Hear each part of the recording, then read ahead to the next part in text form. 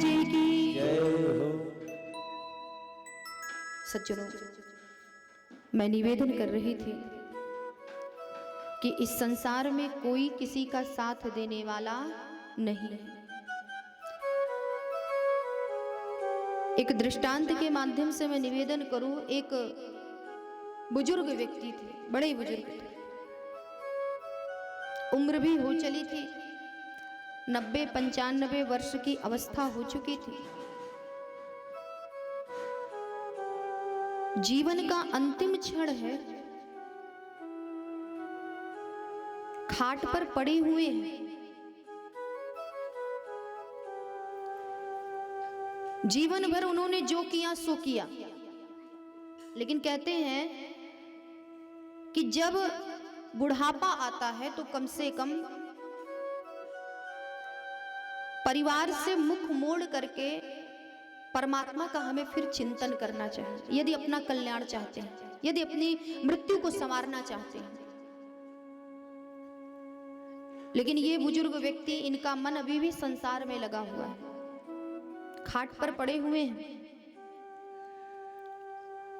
कंठ अवरुद्ध हो गया है, कंठ से अब आवाज नहीं निकलती, बोलना चाहते हैं लेकिन बोल नहीं पा रहे हैं। आपने देखा होगा कि जिस व्यक्ति की मृत्यु नजदीक आ जाती है, अब मरे कि तब मरे, ऐसी परिस्थिति जब बन जाती है व्यक्ति की, तो वो कुछ यदि बोलना भी चाहता है तो उसके मुख से अस्पष्ट शब्द नहीं निकलते। वो बोलना चाहता है मुख से, लेकिन वो मुख से ना निकल करके नाक से शब्द निकलता है। स्पष्ट रूप से मानस में गोस्वामी जी ने भी इस बात की चर्चा की कि जिस समय गिद्धराज जटायु जी महाराज अपने पंच भौतिक शरीर का परित्याग करना चाहते थे, उस समय गोस्वामी जी ने देखा, मानस में स्पष्ट वर्णन करते हैं, गिद्धराज जटायु जी किस प्रकार से बोल रहे हैं, उनके मुख से स्पष्ट शब्द नहीं निकल रहे। क्यों? क्योंकि वो पंच भौतिक शरीर का परित्याग कर रहे हैं। एक चौपाई के माध्यम से मैं स्पष्ट करूं।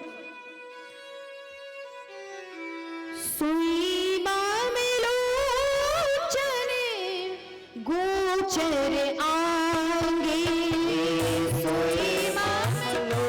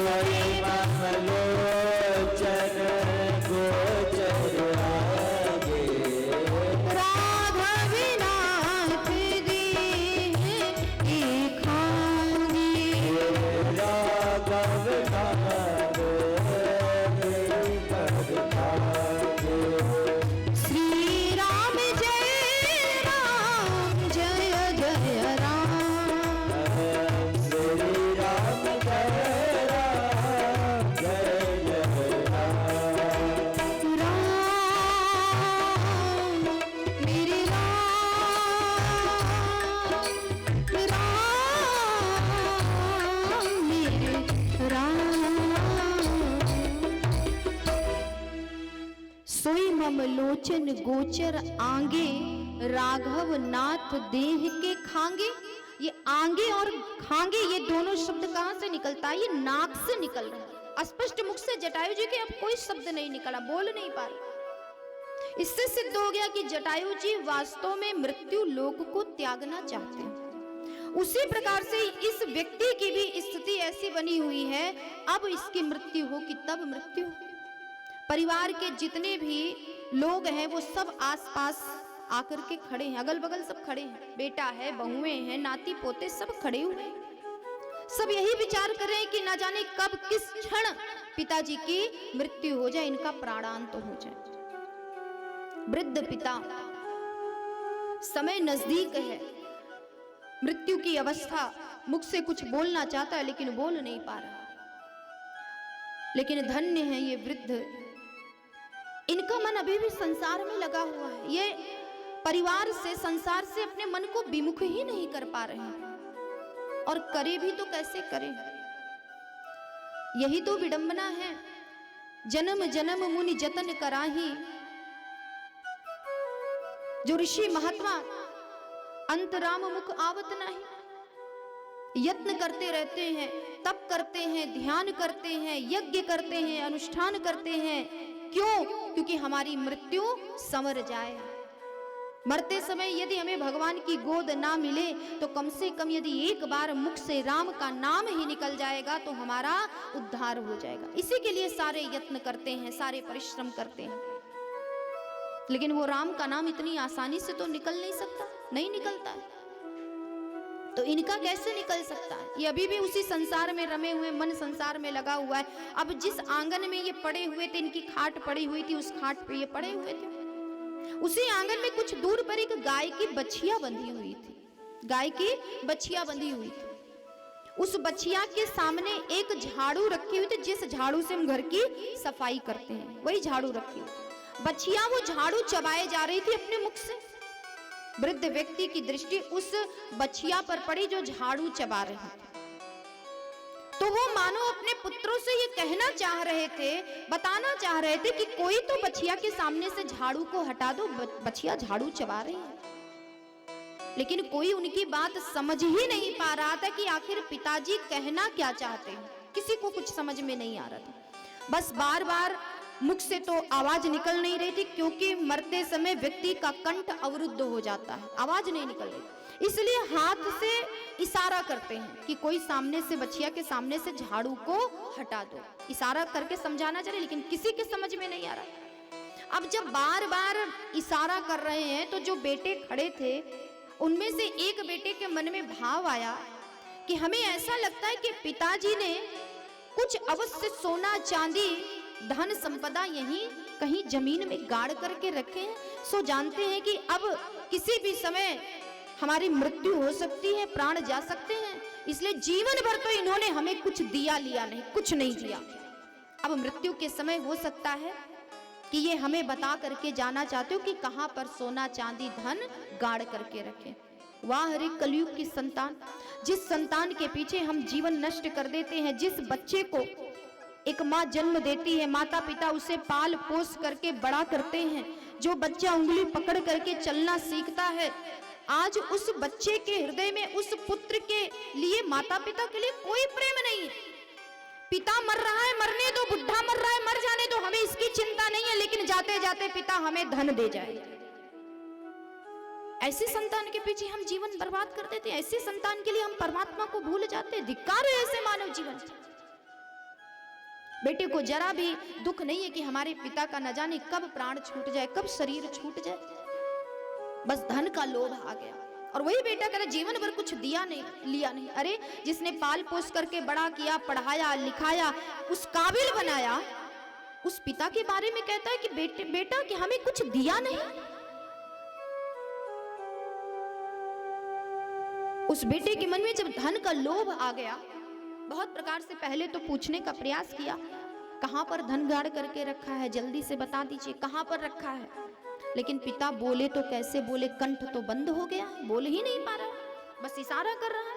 अब धन के लोभ में बेटे ने क्या किया कि गांव के एक वैद्य जी थे, बड़े अच्छे पहुंचे हुए जाने माने वैद्य जी थे। बेटा दौड़ता भागता वैद्य जी के पास में गया और वैद्य जी से कहने लगा, सारी स्थिति वैद्य जी से बता देता कि ऐसी ऐसी बात है, हमारे पिता की मृत्यु बहुत नजदीक है, कंठ अवरुद्ध हो चुका है, कंठ बंद हो गया है, बोलना चाहते हैं लेकिन कुछ बोल नहीं पा रहे। यदि कोई ऐसी औषधि आपके पास हो कि जिस औषध को खिलाने से कुछ समय के लिए हमारे पिता का कंठ खुल जाए, उसके बाद बंद हो जाए या खुला रहे, हमें कोई मतलब नहीं है, केवल धन से मतलब है और किसी से मतलब नहीं। वैद्य जी भी कम नहीं है, कलयुग के वैद्य जी हैं। वैद्य जी ने भी कहा, देखो भाई औषधि तो मेरे पास है, जिस औषध को खिलाने से तुम्हारे पिता के कंठ खुल जाएंगे, लेकिन उस औषधि के बदले में पहले 100 रुपए निकाल के मेरे हाथ में रख दो। अब पुराने जमाने में 100 रुपए बहुत बड़ी चीज होती थी, छोटी मोटी रकम नहीं होती थी। बेटे को 100 रुपए देने में भी लालच लग रहा है कि पता नहीं धन मिले कि नहीं मिले, तो 100 रुपए भी चले जाएंगे। बेटे ने पहले कहा, देखिए वैद्य जी, धन मिल जाएगा, ला करके हम आपको 100 क्या 200 दे देंगे, लेकिन पहले औषधि दे दीजिए, उधार कर दीजिए, कल आकर के दे देंगे। वैद्य जी भी कम नहीं, वैद्य जी ने कहा, नहीं, मैं कैसे विश्वास करूं कि तुम कल लौट करके आओगे, नहीं आओगे, मुझे दोगे कि नहीं दोगे पैसा। इसलिए ऐसा करो, अगर औषधि लेनी है तो पहले 100 का नोट दो। अब बेटे को धन का लोभ था, इसीलिए बेटे ने 100 रुपए निकाल करके वैद्य जी के हाथ पर रख दिया, और वैद्य जी से औषधि ले करके वो बेटा दौड़ता भागता पुनः घर पर गया, अपने पिता को जल्दी से उस औषधि को खिलाता है। जैसे ही पिताजी ने उस औषधि को खाया, उनका कंठ खुल गया। वास्तव में औषधि के प्रभाव से कंठ खुल गया। पिताजी बड़ी जोर जोर से अब तो बोलने लगे। बेटे ने जल्दी से पूछा, क्षण मात्र भी विलंब नहीं किया, अरे पिताजी अब तो आप बोलने लगे, आप जल्दी से बताइए कि आपने कहाँ धन गाड़ करके रखा, जल्दी बताइए, हम लोग खोद करके आपस में बंटवारा कर लेते हैं। पिताजी को बड़ा क्रोध आया, यहाँ मैं मर रहा हूँ, इसको मेरी चिंता नहीं, बस धन की चिंता। बड़ी जोर से डांटते हुए कहा, अरे धन, इतनी देर से मैं ये बताने का प्रयास कर रहा हूं कि सामने बछिया झाड़ू चबाए जा रही है, तुम लोगों को धन की पड़ी है, धन का लोभ है। तो ऐसी है संतानें। सज्जनों, आज के युग में, आज के समय में बहुत कम ऐसे बच्चे होते हैं, बहुत कम ऐसे परिवार में देखा गया है कि जो वृद्ध माता पिता के बच्चे उनकी सेवा करते हैं, उनका सम्मान करते हैं, अन्यथा आश्रम का रास्ता दिखा देते हैं। सज्जनों, इसलिए कहा गया है कि मनुष्य को अपने कर्तव्य का पालन करते हुए थोड़ा समय भगवान के लिए अवश्य निकालना चाहिए। विपत्ति के समय, दुख के समय ना तो बेटा काम आता है और ना बहू काम आती। बहुत भाग्यशाली लोग ऐसे होते हैं, माता पिता ऐसे होते हैं जिनकी बेटा और बहू सेवा करते हैं, अन्यथा आजकल के समय में कोई सेवा करना चाहता ही नहीं। इसलिए थोड़ा सा समय परमात्मा के लिए अवश्य निकालें कि कम से कम हमारी मृत्यु तो संवर जाए, हम ऐसा कर्म करें, ऐसा सत्कर्म करें कि हमारा जीवन सफल हो जाए। प्रेम से बोलिए श्री सीताराम नाम महाराज जी की। आइए आगे की चर्चा करते हुए 2 बार भगवान नाम संकीर्तन। प्रेम से बोलिए श्री राधे रानी सरकार की, श्री वृंदावन बिहारी लाल की, श्री ठाकुर जी महाराज की। सभी लोग भाव के साथ, गोविंद मेरो है, गोपाल मेरो है, गोविंद मेरो है, गोपाल मेरो है, गोविंद मेरो है, गोपाल मेरो है, गोविंद मेरो है, गोपाल मेरो है, श्री बांके बिहारी नंदलाल मेरो है,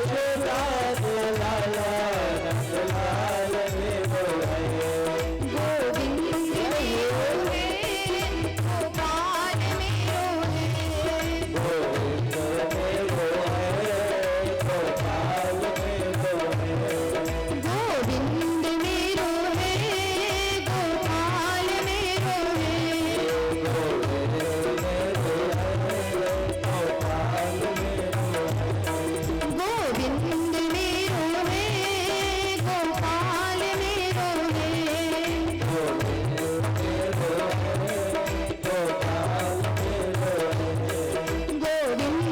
है गोपाल मेरो है, गोविंद मेरो है गोपाल मेरो है, गोविंद मेरो है गोपाल मेरो है, गोविंद मेरो है गोपाल मेरो है, गोविंद मेरो है गोपाल मेरो।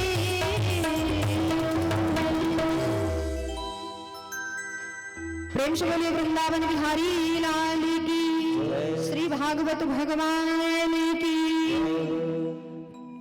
सज्जनों, आइए हम सभी लोग भागवत के 9वें स्कंद में प्रवेश करेंगे। भागवत के 9वें स्कंद में, जैसा कि मैंने पूर्व की कथाओं में निवेदन किया कि भगवान के 24 अवतार बताए गए हैं, जिनमें भगवान के मुख्य 2 अवतार हैं, एक रामा अवतार और दूसरा कृष्णा अवतार। 9वें स्कंद में भगवान सूर्यवंश और चंद्रवंश दोनों का वर्णन आया है। सूर्यवंश में भगवान श्री राम जी ने अवतार लिया। मैं संक्षेप में, क्योंकि भागवत में राम कथा संक्षेप में आई है, इसलिए मैं संक्षेप में निवेदन करूं। भगवान श्री राम जी ने महाराज दशरथ के यहाँ उनके पुत्र के रूप में अवतार लिया है। जिन महाराज दशरथ ने राम जी को पुत्र रूप में प्राप्त करने के लिए 23,000 वर्षों की कठिन तपस्या किए, तब जाकर के राम जैसे पुत्र को महाराज दशरथ ने प्राप्त किया। महाराज मनु और शत्रुपा के रूप में जब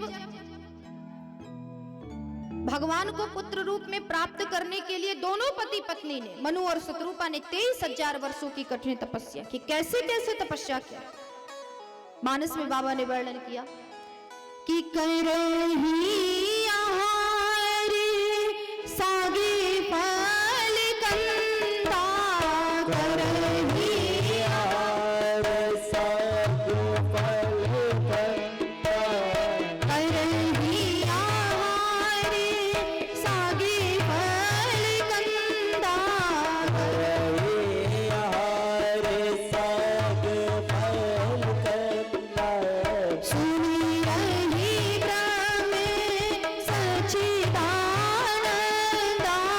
सुनी है ब्रह्म सच्चिदानंदा, सुनी रही ब्रह्म सच्चिदानंदा, करही आहार साग फल कंदा, सुमिरहि ब्रह्म सच्चिदानंदा। यही विध बीते बरस खट साहस बार आहार, संबत सप्त सहस्त्र पुनि रहे समीर आधार, रहे समीर आधार। और बरस साहस 10 त्याग्यो सोऊ, ठाढ़े रहे एक पद दो। एक पैरों पर खड़े होकर के कुछ वर्षों तक महाराज मनु और शत्रुपा भगवान का ध्यान करते रहे, भगवान का सुमिरन करते रहे। तो 23,000 वर्षों की कठिन तपस्या करने के पश्चात महाराज दशरथ और महारानी कौशल्या ने राम जैसे पुत्र को प्राप्त किया। सज्जनों, एक समय की बात है, महाराज दशरथ एकांत में बैठे हुए थे और उन्होंने विचार किया कि मेरी युवावस्था बीत गई, प्रौढ़ावस्था बीत गई, मैं वृद्धावस्था में प्रस्थान कर चुका हूं, परंतु अभी तक मुझे पुत्र रत्न की प्राप्ति नहीं हुई है। महाराज दशरथ बड़े दुखित हुए। देखते क्या है कि कान के नीचे का जो बाल होता है वो एक बाल पका हुआ है। अब तो बाल पकने की कोई उम्र ही नहीं रह गई। 12-15 वर्ष, 16 वर्ष, 17 वर्ष में भी लोगों के बाल पक रहे हैं। लेकिन उस समय त्रेता युग में महाराज दशरथ ने देखा वृद्धावस्था में प्रस्थान कर चुका हूं, देखा कि बाल पका हुआ है, समझ गए कि अब तो मैं वृद्धावस्था में प्रस्थान कर चुका हूं, लेकिन अभी तक मुझे पुत्र रत्न की प्राप्ति नहीं हुई। इसलिए महाराज दशरथ बड़े दुखी हैं। मानस में बाबा ने वर्णन किया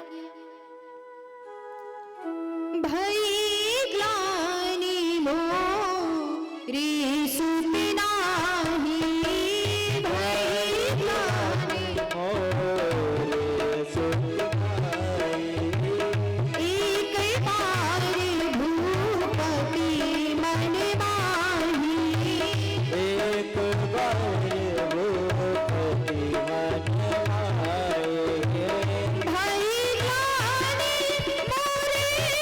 सुत नाही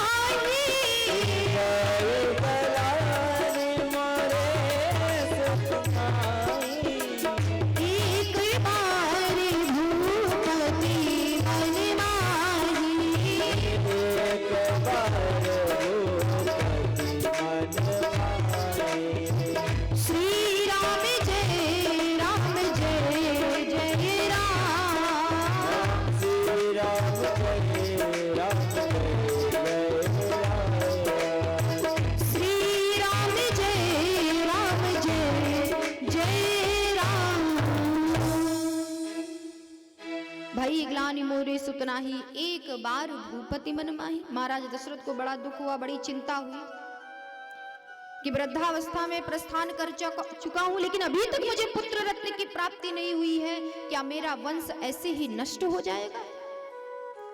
क्या मेरे वंश को आगे बढ़ाने वाला कभी मुझे पुत्र रत्न की प्राप्ति नहीं हो पाएगी? महाराज दशरथ को ग्लानि हो गई। दुख के सागर में महाराज दशरथ जी डूबे हुए। एकाएक महाराज दशरथ को केवल अपने गुरु की याद आई कि अब तो गुरुदेव के पास चलना चाहिए और अपने मन की व्यथा को बताना चाहिए, क्योंकि गुरु ही हमें मार्ग दिखाता है, गुरु ही हमारे कष्टों को दूर करने का उपाय बताता है। महाराज दशरथ मन की बात कहें तो किससे कहें, केवल गुरुदेव की याद आई और चल पड़े। गुरु गृह गए तुरंत महिपाला चरण लाग कर विनय विशाला। वशिष्ठ जी के आश्रम पहुंचे। वशिष्ठ जी देखते ही पहचान गए। महाराज दशरथ से कहा, राजन आपके मुख पर दुख की रेखा तो स्पष्ट दिखाई दे रही, क्यों इतने चिंतित हैं? चक्रवर्ती नरेश महाराज दशरथ जिसके पास सब कुछ है, किस बात की कमी, किस वस्तु की कमी? इतने बड़े राजा होकर के आप दुखी हैं, दुख के सागर में डूबे। आपके दुख का कारण क्या है? स्पष्ट बताएं, क्यों दुखी है? सुनते ही महाराज दशरथ के नेत्रों से अश्रु छलक आए और महाराज दशरथ ने कहा कि गुरुदेव, मेरे दुख का तो केवल एकमात्र कारण है। वो कारण क्या है? आप तो सब जानते हैं, आप तो त्रिकालदर्शी हैं, सब जानते, भूत भविष्य वर्तमान सब जानने वाले हैं। लेकिन आज मैं आपसे पूछने आया हूं गुरुदेव, क्या मेरा वंश ऐसे ही नष्ट हो जाएगा? क्या मेरे वंश को आगे बढ़ाने वाला कभी मुझे पुत्र रत्न की प्राप्ति नहीं होगी? और जब तक पुत्र नहीं होगा वंश आगे कैसे बढ़ेगा? इतना बड़ा राजपाट ये सब कौन देखेगा, कौन संभालेगा? बस इसी कारण मैं दुखी हूं कि अभी तक मुझे पुत्र रत्न की प्राप्ति नहीं हुई। मैं वृद्धावस्था में प्रस्थान कर चुका हूं। महाराज दशरथ अपने मन की व्यथा, अपने मन का दुख गुरुदेव के सामने जब व्यक्त करते हैं तो वशिष्ठ जी ने कहा, राजन आपको चिंता करने की आवश्यकता नहीं है। अरे आप केवल एक पुत्र के लिए संतप्त हो रहे हैं, केवल एक पुत्र के लिए दुखी हैं। अरे भाग्य में विधाता ने तो आपको 4 पुत्रों के पिता होने का, आपके भाग्य में 4 पुत्र होने के पिता होने का आपको गौरव प्राप्त होने वाला है। क्यों दुखी हो रहे हैं? लेकिन उसके लिए थोड़ा आपको धैर्य धारण करना पड़ेगा। और पुत्र प्राप्ति के लिए देखिए, सूर्यवंशियों में किसी भी राजा के यहाँ बिना यज्ञ के पुत्र रत्न की प्राप्ति नहीं हुई। इसलिए पुत्र प्राप्ति के लिए आपको यज्ञ कराना होगा। कैसा यज्ञ? महाराज दशरथ ने कहा, गुरुदेव कौन सा यज्ञ मैं कराऊं? तो वशिष्ठ जी ने कहा, पुत्र प्राप्ति के लिए आपको पुत्रेष्टि यज्ञ करवाना होगा और पुत्रेष्टि यज्ञ करवाने के पश्चात आपको वो सौभाग्य प्राप्त हो जाएगा। कौन करवाएगा पुत्रेष्टि यज्ञ? किसके द्वारा संपन्न होगा? श्रृंगी ऋषि वशिष्ठ बुलावा, श्रृंगी ऋषि वशिष्ठ बुलावा,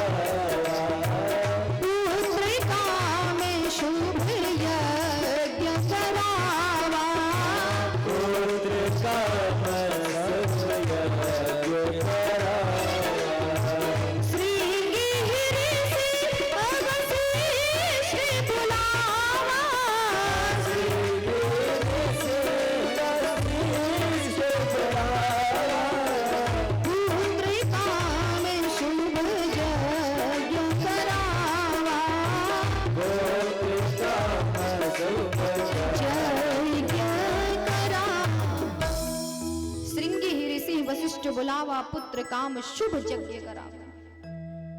गुरु वशिष्ठ ने स्वयं निमंत्रण भेजा श्रृंगी ऋषि के पास और श्रृंगी ऋषि के द्वारा ही पुत्र कामेष्टि यज्ञ संपन्न हुआ, क्योंकि श्रृंगी ऋषि ही उस समय पुत्र कामेष्टि यज्ञ के प्रभाव संपन्न आचार्य थे। प्रेम से बोलिए यज्ञ पुरुष भगवान की जय। यज्ञ संपन्न हुआ।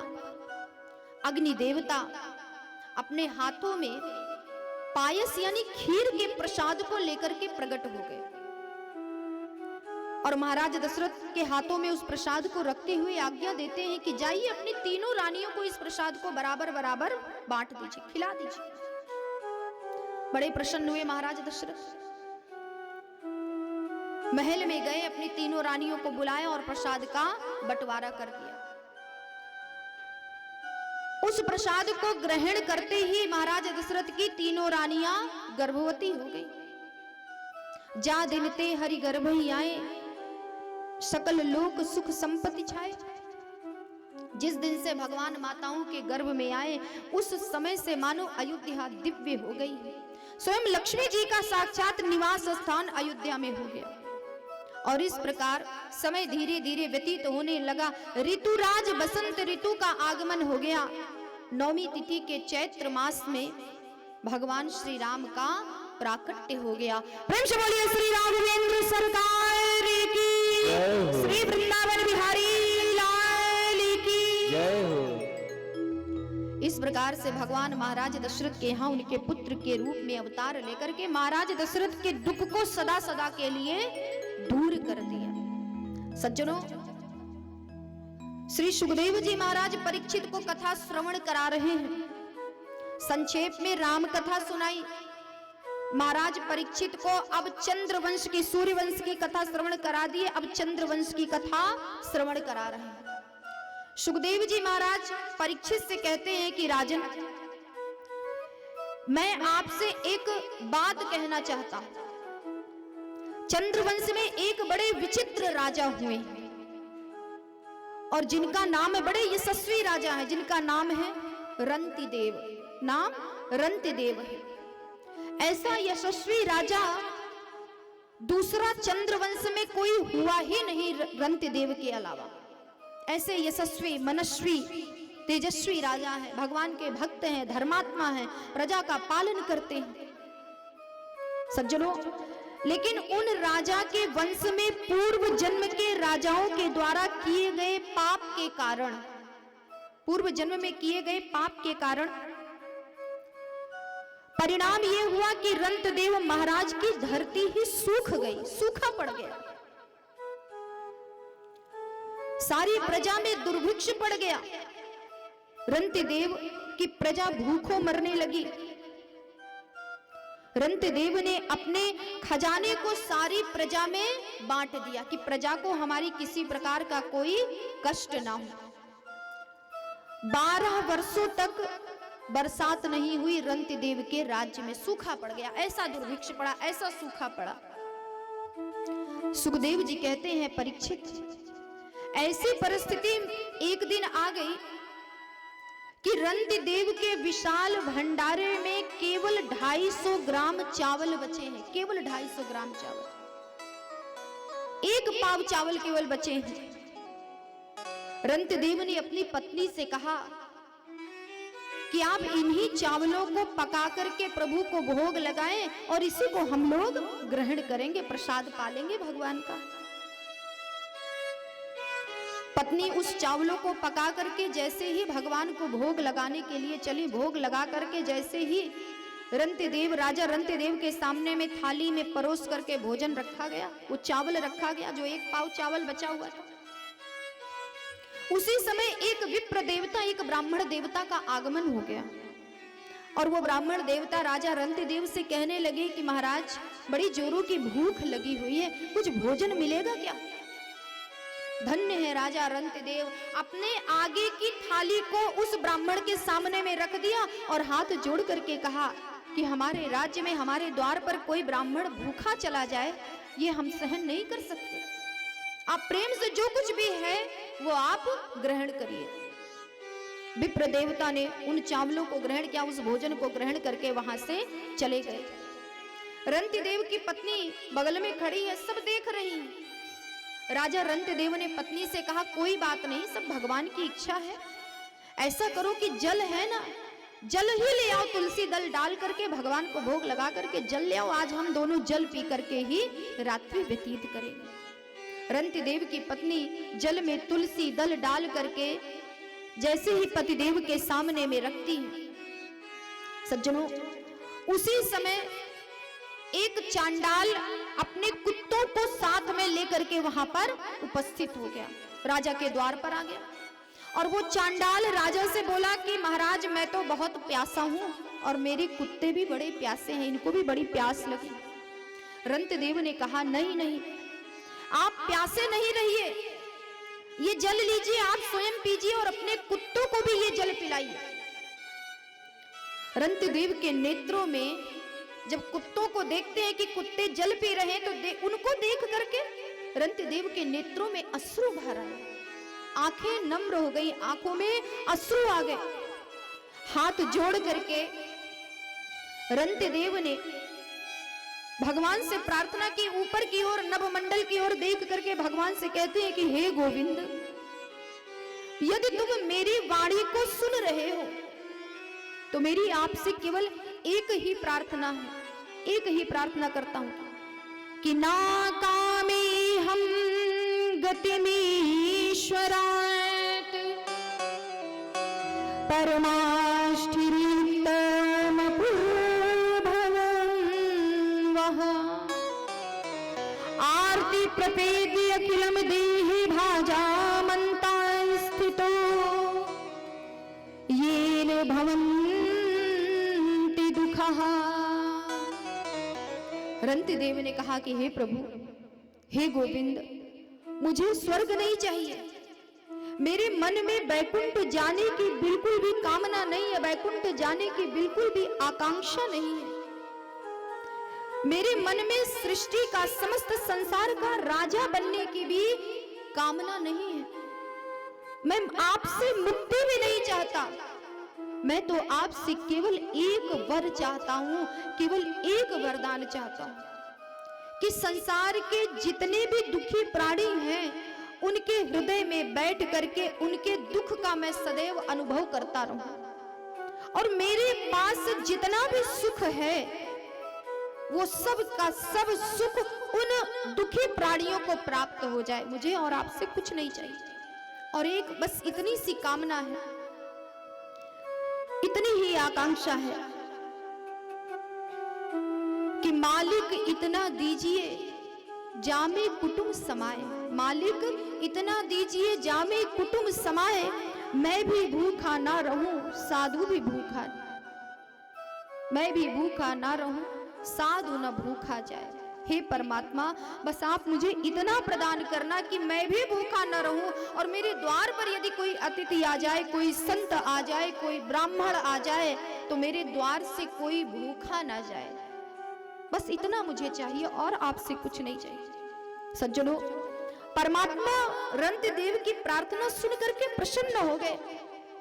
आकाश की ओर रंतिदेव देख करके प्रार्थना कर ही रहे थे कि उसी समय जल की भारी वृष्टि प्रारंभ हो गई, खूब बरसात हुई। सज्जनों, वो चांडाल कोई और नहीं थे, वो कुत्ता कोई और नहीं था, वो ब्राह्मण कोई और नहीं था, वो तो साक्षात भगवान ही थे जो राजा रंतिदेव की परीक्षा लेने के लिए आए थे। इसी शाखा में एक शाखा हुई पंचाल वंश की। श्री यायति महाराज के सबसे बड़े पुत्र थे जिनका नाम है यदु। यदु महाराज, इन्हीं यदु वंश में कई पीढ़ियों के बाद एक राजा हुए जिनका नाम है देवमीड़ राजा। देवमीड़ राजा के दो पत्नियां थी। एक पत्नी के दो पुत्र हुए अर्जन्य और दूसरी पत्नी के पुत्र हुए पर्जन्य। दूसरी पत्नी का जो पुत्र हुआ उसका नाम क्या है? सूर्यसेन। एक पत्नी के जो पुत्र हुए अर्जन्य और पर्जन्य, दो पुत्र हुए। दूसरी पत्नी के जो पुत्र हुए उनका नाम है सूर्यसेन। सज्जनों, अर्जन्य और पर्जन्य के 9 पुत्र हुए, जिन्हें हम नवनंद भी कहते हैं, जिन्हें हम नवनंद कहते हैं। नंद बाबा 9 भाई थे।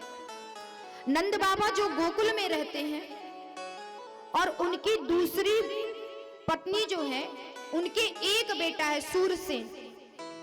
सूरसेन के पुत्र हो गए वसुदेव जी महाराज, जो मेरे कन्हैया के पिता भी हैं। प्रेम से बोली वृंदावन बिहारी लाल की जय हो, श्री ठाकुर जी महाराज जी की जय हो। सज्जनों, श्री सुखदेव जी महाराज कहते हैं कि राजन, वसुदेव जी की 7 पत्नियां हैं। वसुदेव जी की 7 पत्नियां हैं।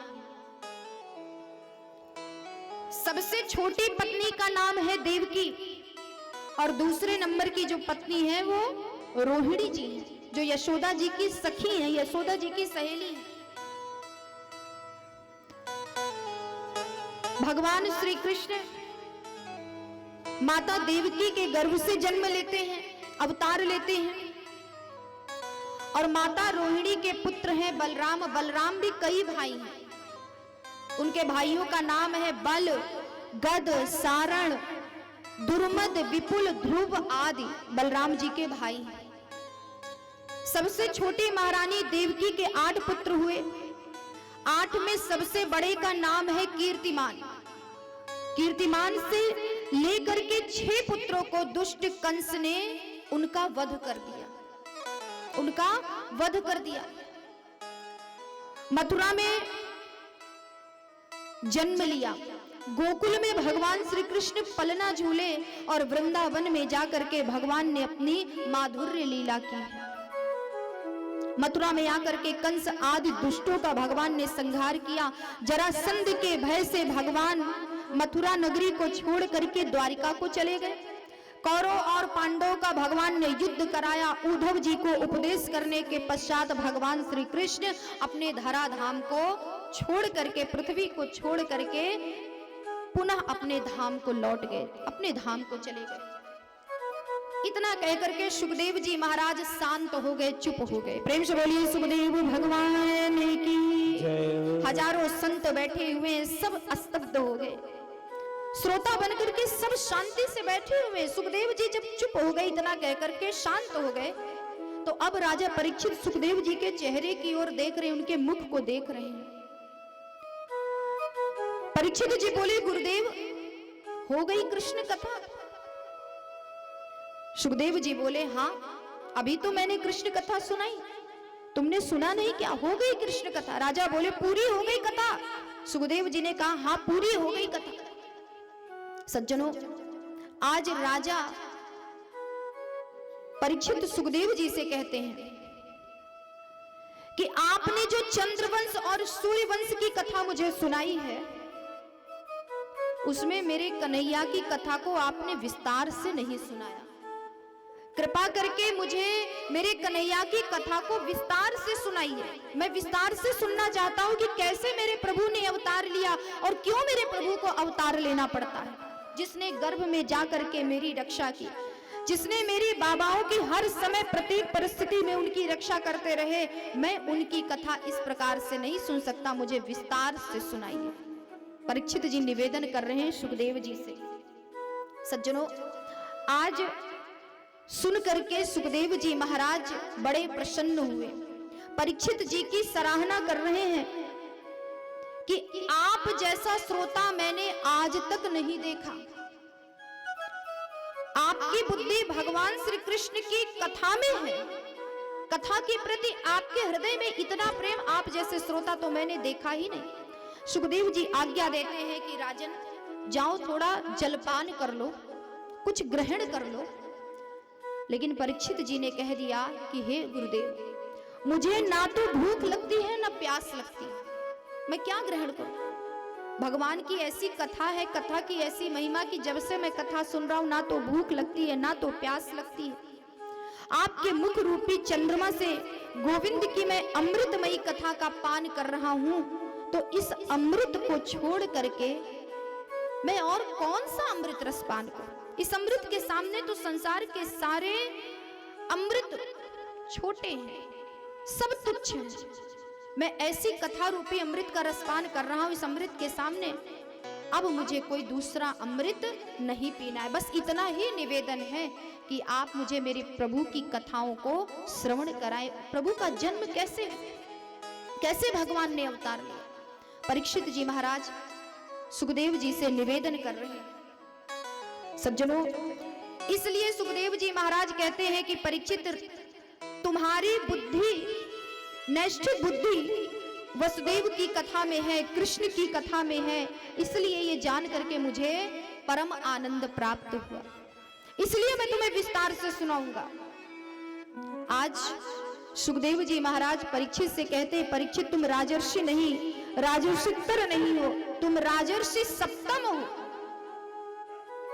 इतना बड़ा पद दिया सुखदेव जी महाराज ने। आदरणीय सुखदेव जी महाराज परीक्षित से कहते हैं कि परीक्षित, पृथ्वी पर जब जब पाप कर्म बढ़ने लगता है, जब जब राक्षस उत्पन्न हो जाते हैं, जब जब धर्म का ह्रास होने लगता है, तब तब धर्म की रक्षा के लिए भगवान पृथ्वी पर अवतार लेते हैं।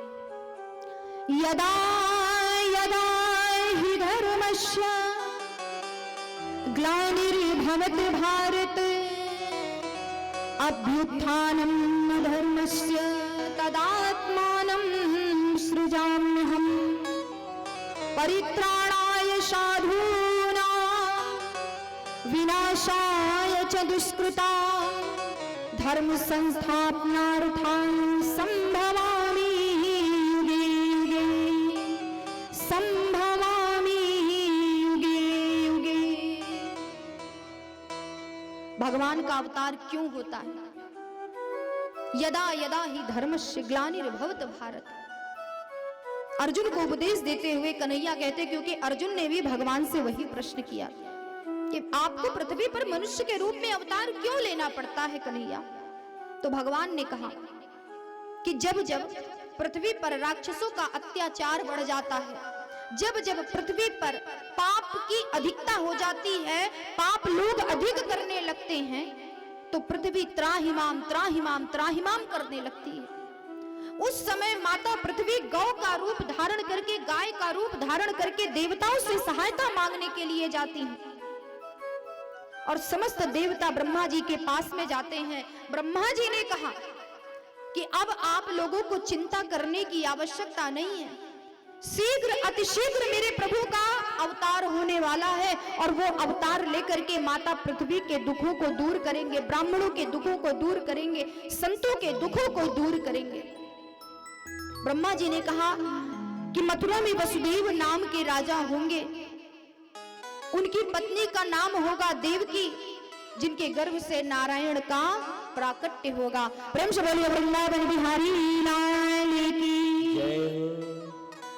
आइए ऐसे परमात्मा का नाम लेते हुए आगे की हम कथा को श्रवण करेंगे। सभी लोग तालियों की सेवा देते हुए भाव के साथ में प्रेम से बोलिए श्री राधे रानी सरकार की जय, श्री ठाकुर जी महाराज की जय।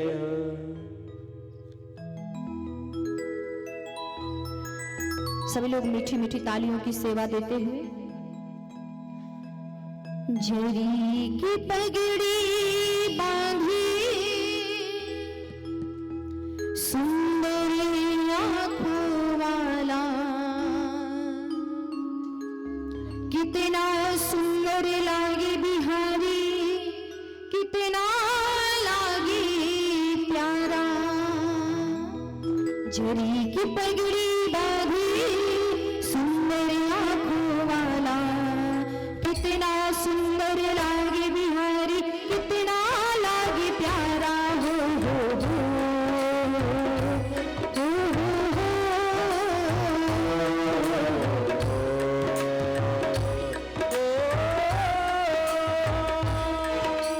झरी की पगड़ी बांधी सुंदर आँखों वाला, झरी की पगड़ी बांधे सुंदर आँखों वाला, कितना सुंदर लागे बिहारी, कितना लागे प्यारा। हो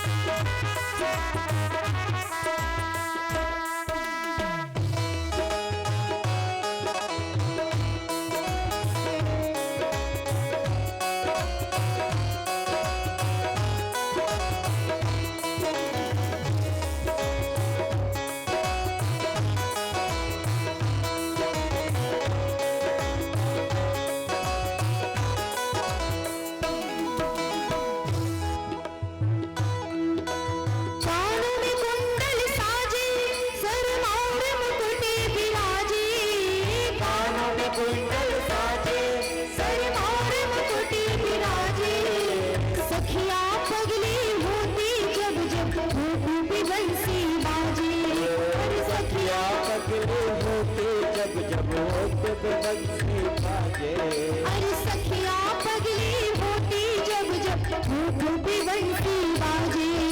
सखिया पकड़े होते जब होठ पे बंसी बाजे।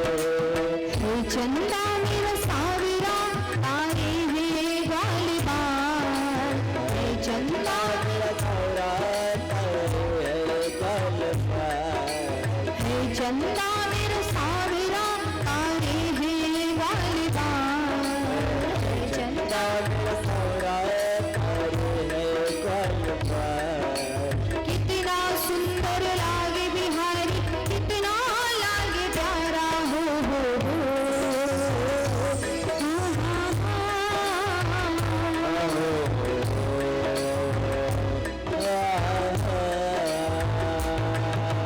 जोड़ी की पगड़ी बांधी सुंदर आंखों वाला। जोड़ी की पगड़ी बांधे सुंदर आंखों वाला। कितना सुंदर लागे बिहारी, कितना लागे प्यारा। कितना सुंदर लागे बिहारी, कितना लागे प्यारा।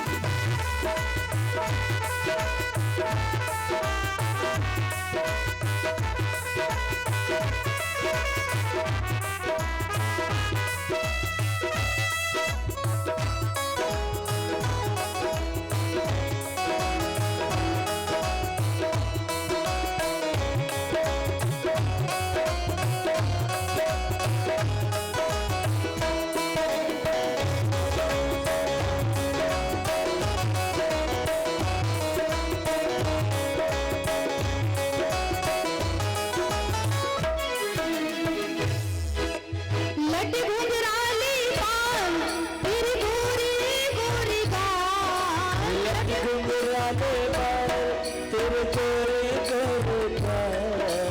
लट घुंघराले बाल तेरी गोरी गोरी गाल। लट घुंघराले बाल तेरे गोरे गोरे बाल। सुंदर श्याम सलोनी तेरी टेढ़ी टेढ़ी चाल। सुंदर श्याम सलोने मेरी टेढ़ी मेरी चाल। सुंदर श्याम सलोनी तेरी टेढ़ी टेढ़ी चाल। सुंदर श्याम सलोने मेरी टेढ़ी मेरी चाल। हवा में सरसर करता तेरा पीतांबर मतवाला। हवा में सरसर करता तेरा हुआ हवा में सरसर करता तेरा पीतांबर मतवाला। सरसर करता तेरा पीतांबर मतवाला। कितना सुंदर लागे बिहारी, कितना लागे प्यारा। कितना प्यारा लागे बिहारी, कितना लागे प्यारा। हो हो हो हो हो हो।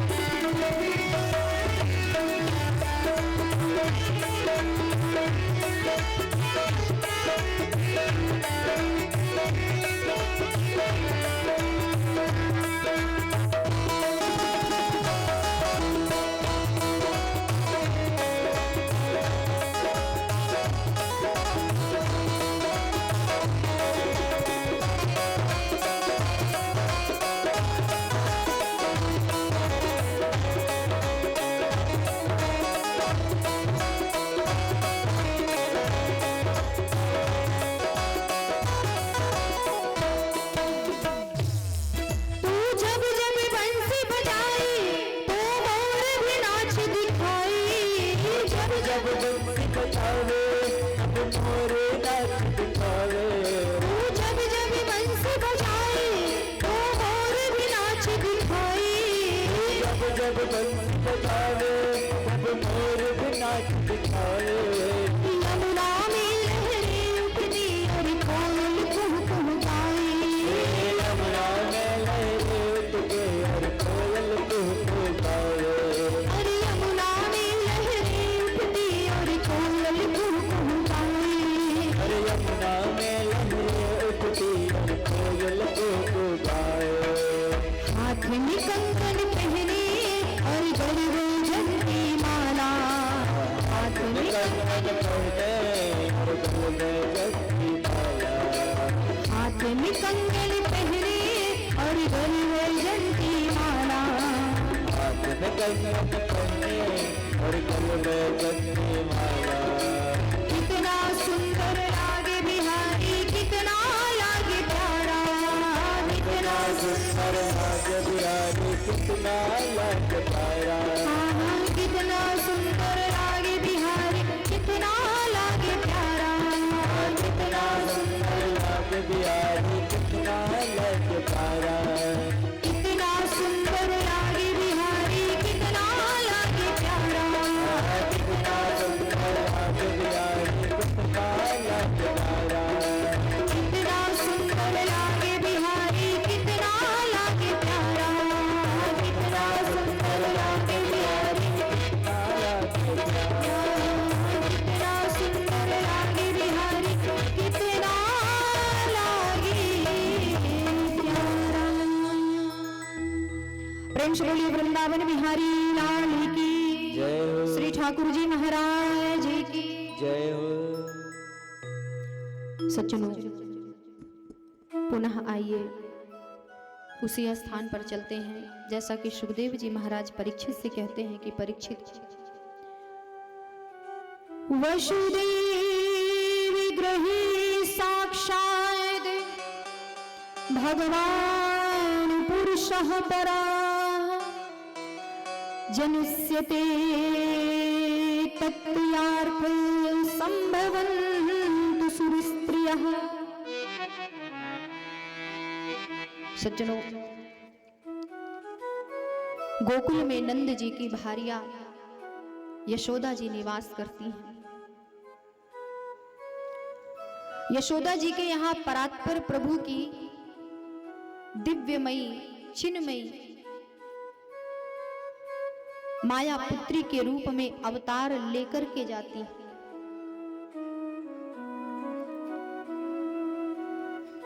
आज ब्रह्मा जी माता पृथ्वी से कहते हैं कि हे माता पृथ्वी,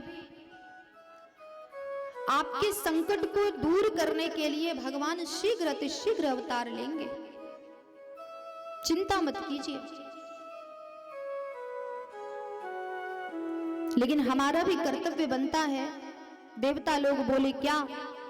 तो ब्रह्मा जी ने कहा हम लोग भी भगवान के घर अवतार लेकर के चलेंगे किसी न किसी रूप में।